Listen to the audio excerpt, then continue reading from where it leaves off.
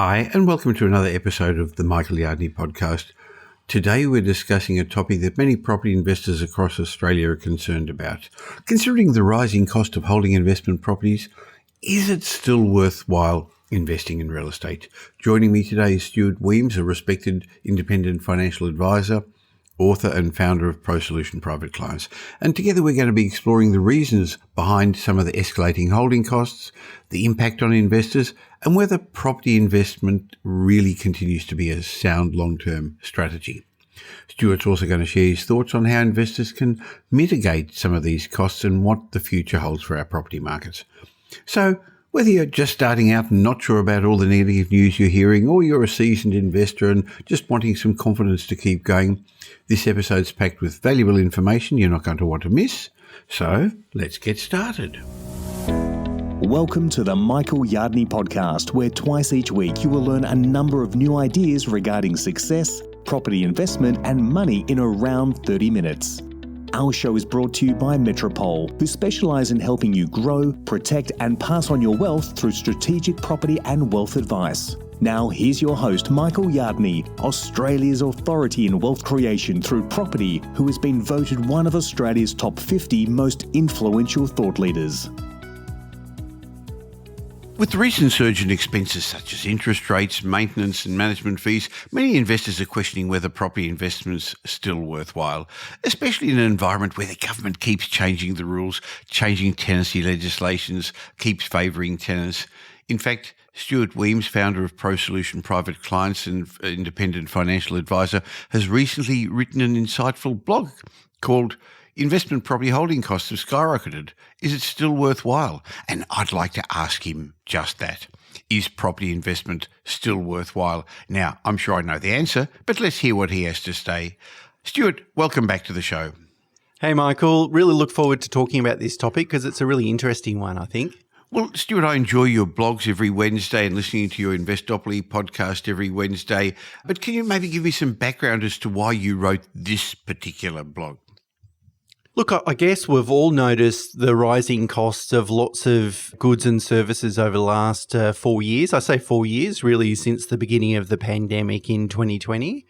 And property investors have certainly been included in that.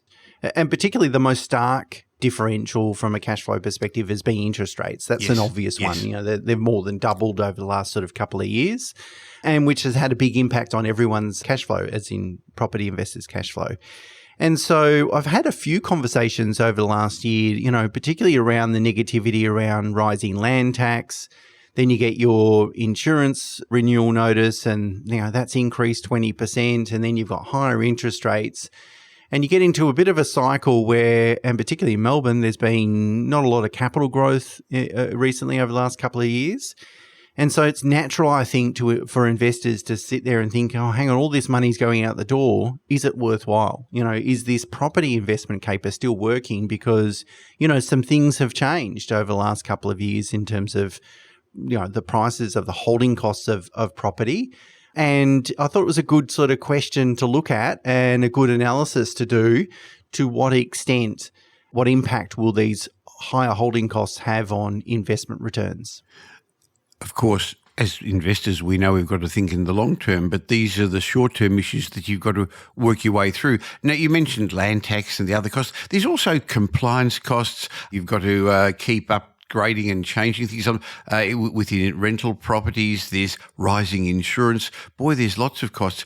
With regard to land tax, only a couple of days ago I was writing a blog, Stuart, and remembered way back in the early 2000s when I was doing seminars around Australia. So this is over 20 years ago now, somebody came to me at the front of the room in the Sydney seminar. I even can picture it in my mind as we're speaking. And she came up and said, I'm going to sell my properties in Sydney because my land tax bill is too high. And I asked her how much was it. Now, I don't really remember, but it was something like $10,000. And I said to her, well, you've owned the properties for a long time. What have they done? And she said, oh, they've gone up hundreds of thousands of dollars. And I said, well, there's your answer. I never saw that lady again, and I don't know if she sold her properties or if she hasn't. But if she hadn't, those Sydney properties from 20 years ago would have doubled and would have doubled again. And yes, she would have paid a little bit more land tax, and she would have had some annoyances and frustrations with the other challenges. But boy, if she played the long game, she would have done much better, wouldn't she? Oh, absolutely. And so I assume before I did the numbers, Michael, I thought to myself, I'm sure investing in property is going to still be worthwhile, mainly because of the gearing element. The gearing element obviously magnifies returns and really is responsible for generating maybe about 50% of the returns based on my numbers. So I thought, yeah, it's probably still going to be worthwhile, but I thought it would have a more material impact on investment returns than it actually did in terms of the numbers. So I was a bit surprised there. And also, you're right, we've got to take a long-term view, but also we should remind ourselves that, even if inflation normalizes, these costs aren't going backwards. You think about, I was just thinking the other day, and you'd be in a much better position to comment on this, Michael, but I was thinking the other day, like imagine running a property management business as you do, how much work there is to do today to meet all the compliance obligations versus say 15 years ago. They're not even comparable. Yes. Yeah, so you're going to have to pay these higher costs, right? Compliance never goes away. It only gets worse over time, and that's true with every industry, financial planning especially. So it's never going to go away. And, insurance is not going to cost less next year. This is the new cost. This is the new normal, both from a property investment perspective and a living expense perspective. We just need to make friends with it. But to what extent, I wanted to explore to what extent does it have a negative impact on future investment returns? Well, we'll talk about that in a sec. Now, I'm going to include a link to your great blog in the show notes, but in there you've got an interesting chart which just shows what's happened over the last 4 years. And we know rental incomes have increased. That's finally happened after close to a decade of rentals not keeping up with inflation. And you're suggesting nationally, according to the REIA, rents have increased over the 4-year period by over 32%. But in the meantime, interest rates have increased by 58%. Remember, they were at historic low levels at that time. Land tax in Victoria, you worked out, has increased by over 56%. Council rates have gone up 30%, insurance 19%. And the CPI, we talk about inflation, has only gone up 16%. So all those things have gone up considerably more. And we know some of the reasons behind that, but you can understand why some investors are getting themselves into some cash flow challenges. So when you ran all those numbers through your spreadsheets, what was your conclusion? What did you come up with?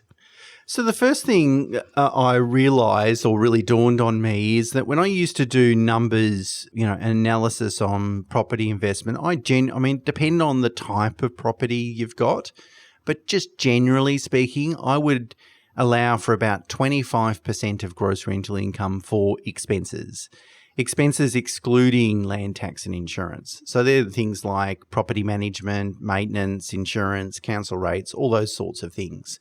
When I looked at the numbers and looked at some examples of properties from clients of my own, I realised it's now sort of in that 30 to 35% range. So from a percentage perspective, it's a pretty significant increase. Like it's about 40% increase in direct holding costs that were present before the pandemic compared to today.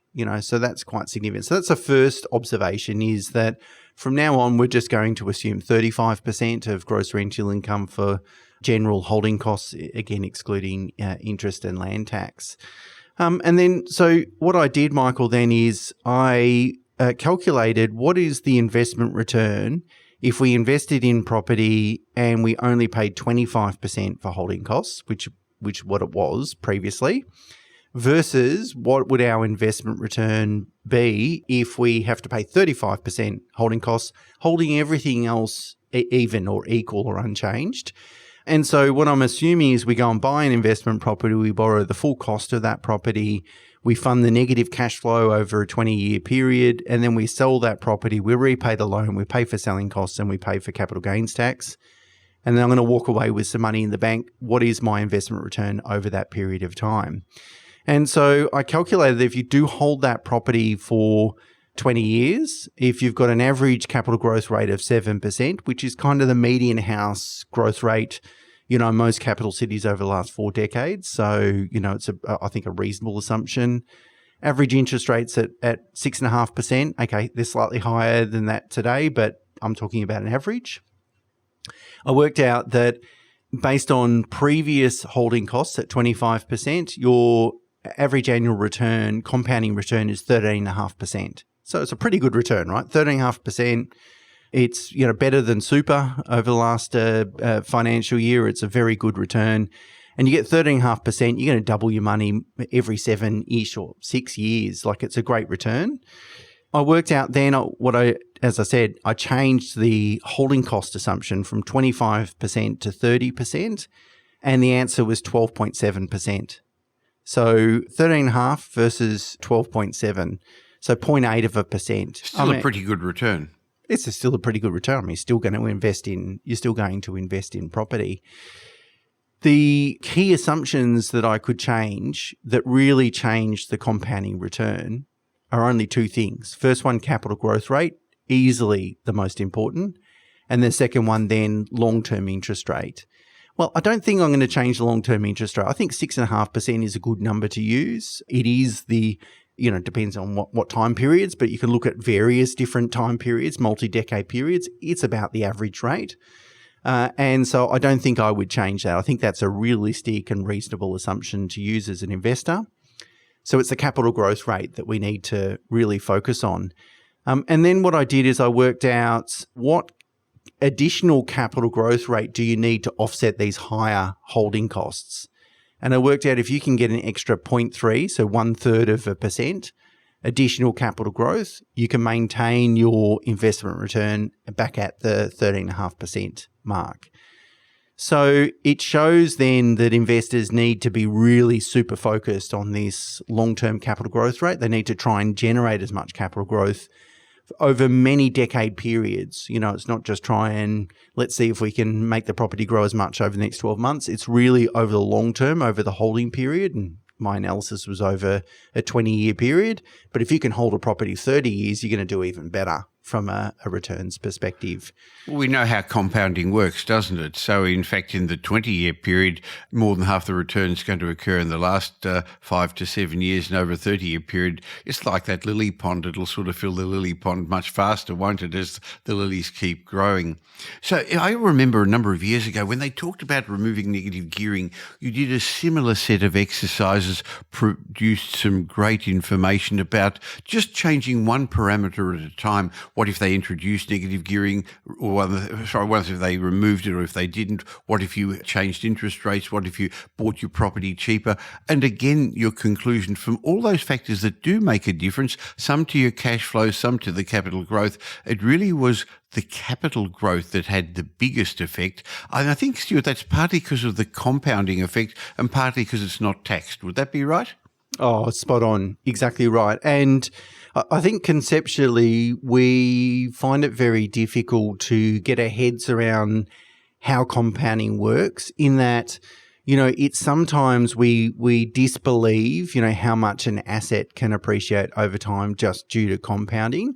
It's very interesting. I read recently there was some news about Warren Buffett sort of changing his will so that he's going to give a little bit more money to actually his children, but it's not really his children, it's his children's foundations, charity foundations. And he was commenting on when he drafted his will a couple of decades ago, and he made a decision to give most of his wealth to the Bill and Melinda Gates Foundation. His wealth was a certain number of $1 billion, so 60, 70 billion or something like that. He said over that time, his wealth has changed tremendously, like he's doubled or more. So he's got a lot more money to give away. And he made the comment that actually Berkshire Hathaway hasn't done anything fantastic over that period. It's really just patience and compounding, that they haven't done anything. It's not like in NVIDIA or something, a listed stock like that has invented a new product that's in high demand. They've just sat back and compounded. That's the magic. Unfortunately, it would be great to talk about something more fancy than that, more sexy, but really waiting, the patience to hold a property for 30 years, that's, buy a good asset, hold it for 30 years. Don't get distracted. That's really the key success factor. Don't interrupt compounding. Now, interestingly, it's been said that 99% of Warren Buffett's net worth is accumulated after the age of 65. Now, he's gone on to almost another 30 years, and that's, I guess, the reason why. But compounding really works. But it depends what asset class you're talking about, and we recognise that residential real estate is really a high-growth, relatively low-yield investment. But many people think of the here and now. They're worried about their short-term cash flow, and that's what a lot of people out there in the marketplace are selling.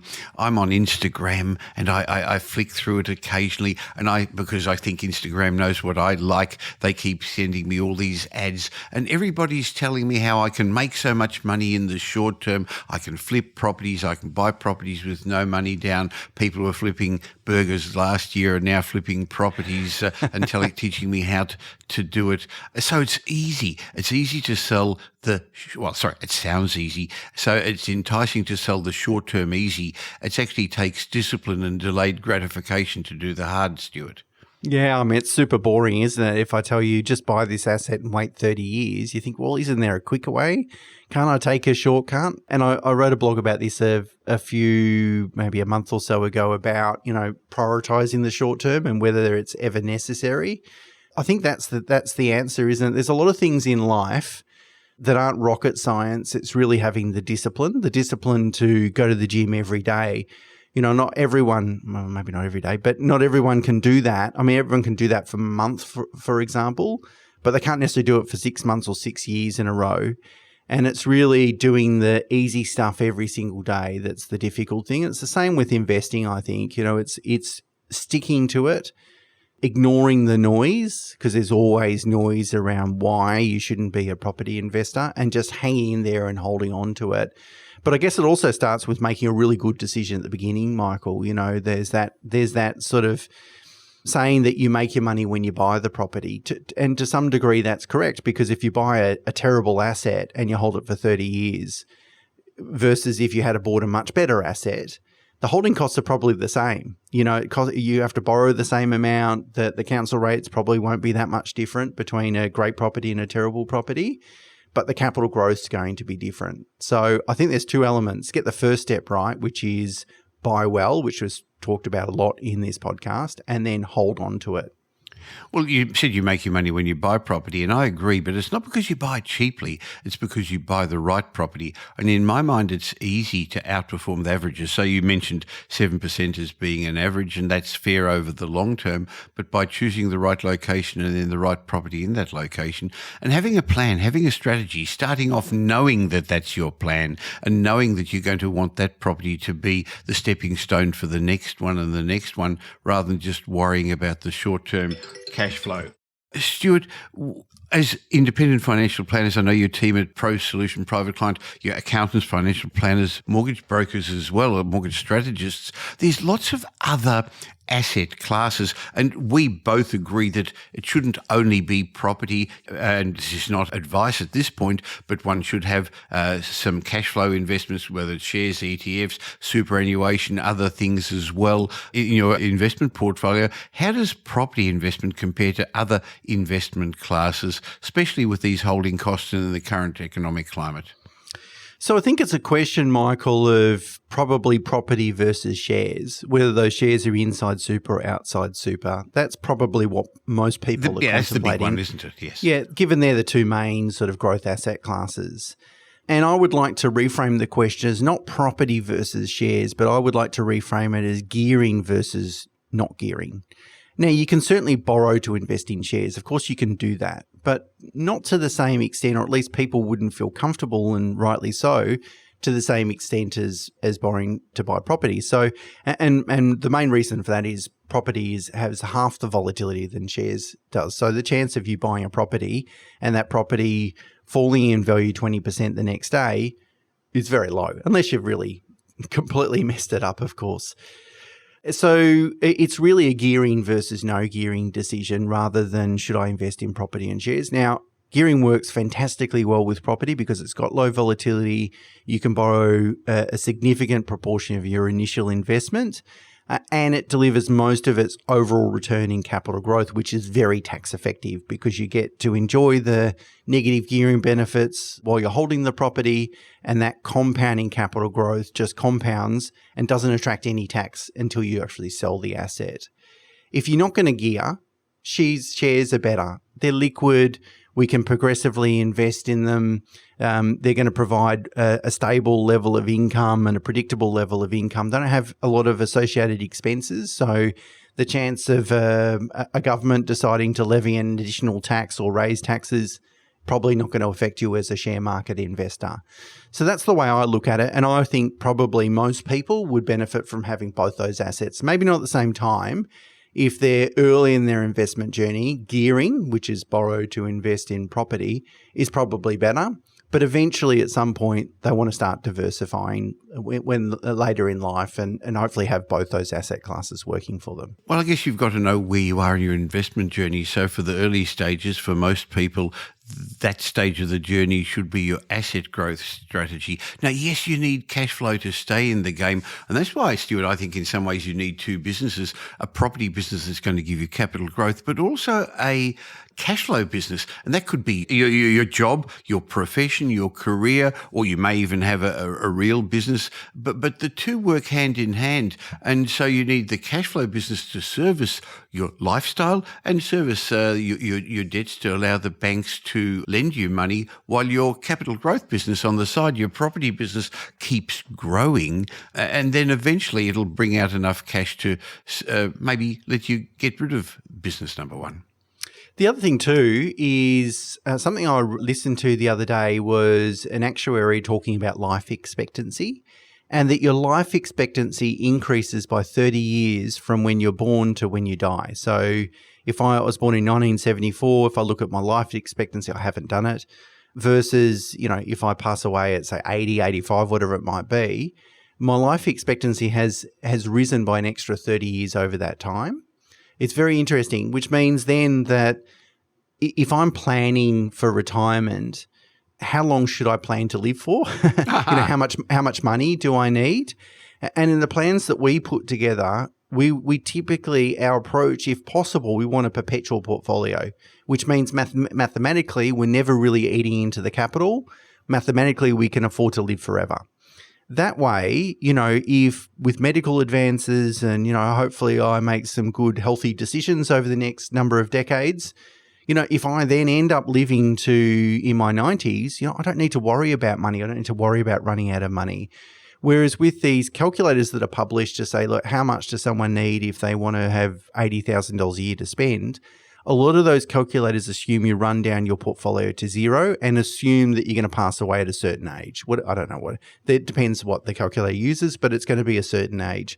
Most people wouldn't feel comfortable with that, knowing that their life expectancy increases by 3 decades over their lifespan. Most people want to make sure that they're never going to run out of money.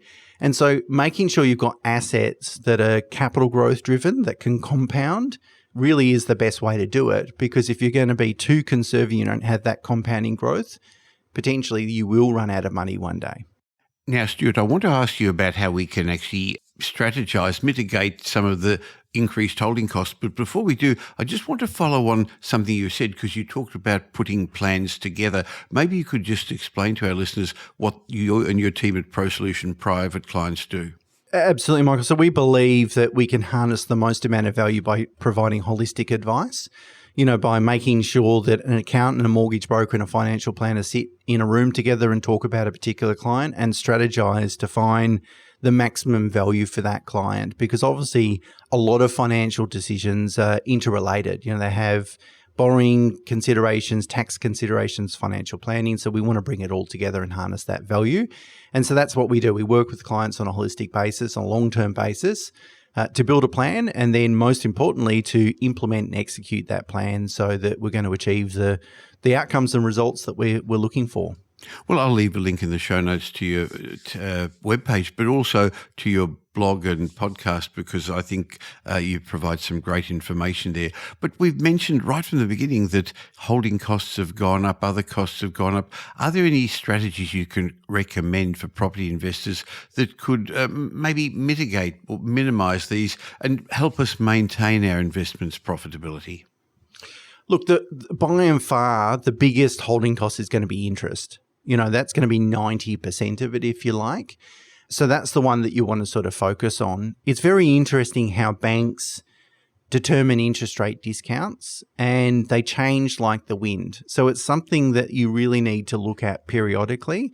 And you might do that a couple of times a year and just reach out to your broker. Is this the right discount? Because you might get a 3.1% discount from Westpac today, and literally in 2 weeks' time, it might be 2.8 or something even less attractive.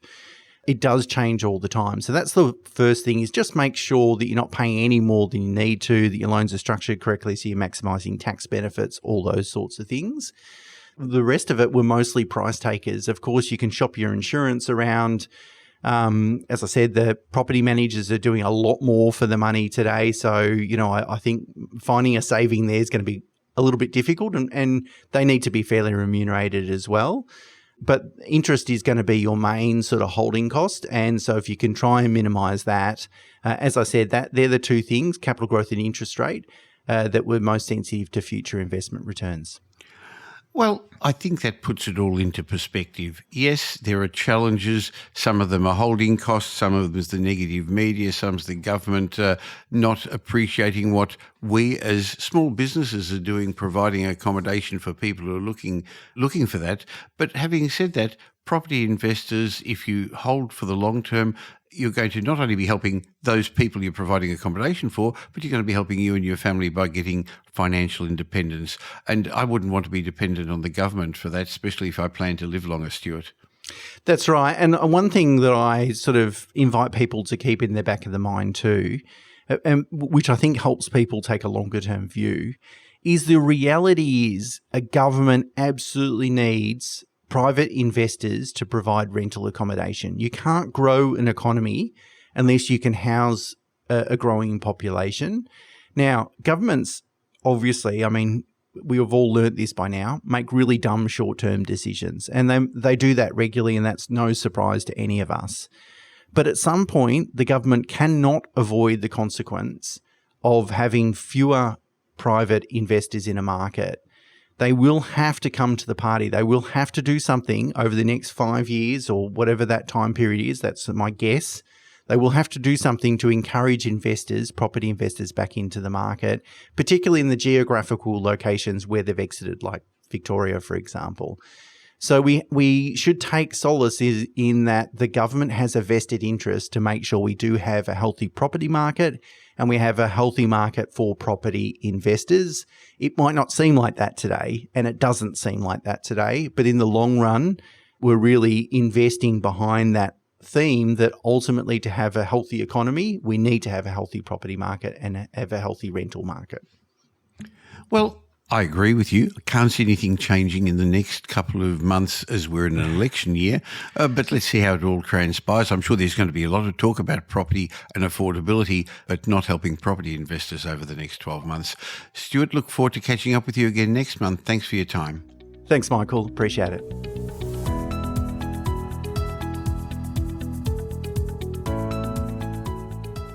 Well, Stuart and I covered a lot.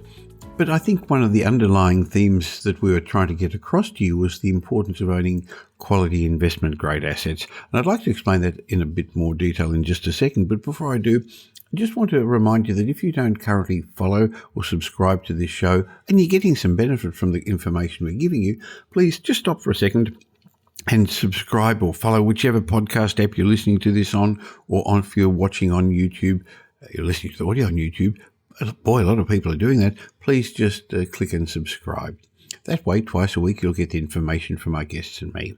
But we were talking about, how do you know what's an investment grade asset? And at the moment, your inbox is probably inundated with offers teaching you how to become financially free through property. There are webinars, masterclasses, property gurus, and a new band of buyers agents all telling you how well the property market's performing, and they're going to help you find an investment grade asset. Look, the last couple of strong years have meant a whole generation of new property experts have emerged, and they're now encouraging you to come along and listen to their theories. However, the problem is, for those interested in property, the changing markets at the moment mean it's really important for you to receive unbiased advice. There's no property boom at the moment, and there are multiple and very fragmented property markets, so it's really hard to know who to listen to, isn't it? Now, sure, I'm biased, and I'd like you to work with my team at Metropole, but we've got no properties for sale. We've got on-the-ground teams in the 3 largest property markets in Australia. We've got all the research data available on properties going back 45 years, but more importantly, we've got the perspective to understand what it all means. And by now, if you've been listening to me, you'd know that we're much more than just another buyer's agent. We help our clients safely outperform the markets, and we help them create intergenerational wealth through strategic property and wealth advice. So why not lock in a time for a complimentary wealth discovery chat with one of the Metropole wealth strategists to discuss your options? Just go to metropole.com.au. There's a link in the show notes, but I believe it's going to be a great investment in your time. We understand and we know what makes investment grade properties. A recent audit of the results of our clients showed they're 7.3 times more likely than the average investor to own 6 or more properties. I guess they made the right decisions because they got the right advice. So why not get the same information and see what your options are? Go to metropole.com.au and lock in a time for a complimentary wealth discovery chat with one of our wealth strategists. Let's discuss your options. Now here's Michael's mindset message. Remember, a change in your thinking will lead to a change in your life. In today's mindset moment, I'd like to share with you 6 things successful people only do once. You know, they say there's a definition of insanity, and it's doing the same thing over and over again and expecting different results. If you make a big mistake, have a negative experience, and you return to the same situation hoping to get a different outcome, then you're doomed for failure, aren't you? So much of the drama that people go through in their careers, in their personal life, in their investing is avoidable if they listen to the signs the first time round. Now, not with all things, mind you. I mean, accidents happen, ill health happens. Of course, they can't avoid those. But so much else can be avoided. And yet we see people, sometimes people very close to us, in these emotional roundabouts and dead ends, and they're hoping for a different outcome.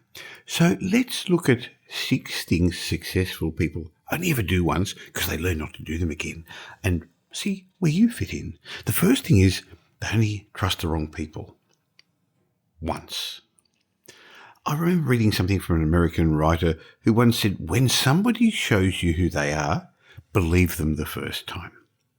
Now, there's a message in that. It's a great saying because it touches on what we know to be true. Sometimes we ignore our gut instinct about certain people, and it can get us into hot water. Pay attention to those who you work with, who work for you, and if they don't add anything to your life or your business, but in particular if they cause chaos and problems, don't excuse it. Don't excuse their behaviour. The second thing successful only do once and then they learn is mishandling money. Becoming good at handling money through saving, through investing, through getting involved in real estate, through projecting forward. It's a skill. It actually is. It can be learned, and that's why I spend time teaching you how to do it. And of course, we all make mistakes along the way, but smart people take money seriously and they pay attention to it. Again, it doesn't mean they get everything right, but it does mean that whenever they're careless with it, they learn. They never say, oh, it doesn't matter. The third thing they only do once is to forget about the long-term reward. On the road to success, sometimes it's easy to forget, and occasionally you need to make some tough decisions and go without something in the short term for the benefit of the long term. Interestingly, this is a theme that comes up a lot, isn't it, as we have a chat, and it's the concept of delayed gratification. If you make decisions based on what you may think feels good in the moment, then it's very likely you're going to fail to take care of your long-term plans. Maybe you say yes to something just to keep the peace, but it's not the right path. Don't do that. It can really throw a spanner in the works. Another thing that successful people only do once, because they've learned, is to ignore their values. Oh, look, all of us have got an innate sense of what's right and what's wrong. We've also got boundaries on what's acceptable behaviour, on what we will and what we won't agree to. Successful people don't ignore this internal value system. They know, maybe even from making this sort of mistake once or twice, they know the high personal price that's paid when you go against your own values. Something else successful people only do once, because they've learned, is they don't badmouth others. You may be in competition with somebody you dislike. You may even have a very good reason for disliking them. But successful people don't badmouth others in business, in life. They know it looks petty and it's a sign of poor character. It also shows that rather than focusing on the work at hand, they're focusing on trashing others' reputation. Now, that's not a good look. And the other thing successful people only do once is ignore the detail. It's so important to check the detail and analyse the deal, ask questions, check the fine print. A healthy skepticism is just that, healthy and wise. If it's too good to be true, it probably is. So it's really important not to put your head in the sand. If you're not strong on detail, you better surround yourself with people who are. So the bottom line for today's mindset message is sometimes half the struggle of being successful is acting it. If you pay attention to your gut, to your intuition, if you don't badmouth others, if you're rigorous with detail, if you trust your instinct, if you surround yourself with the right people, you're going to be well on the way to success.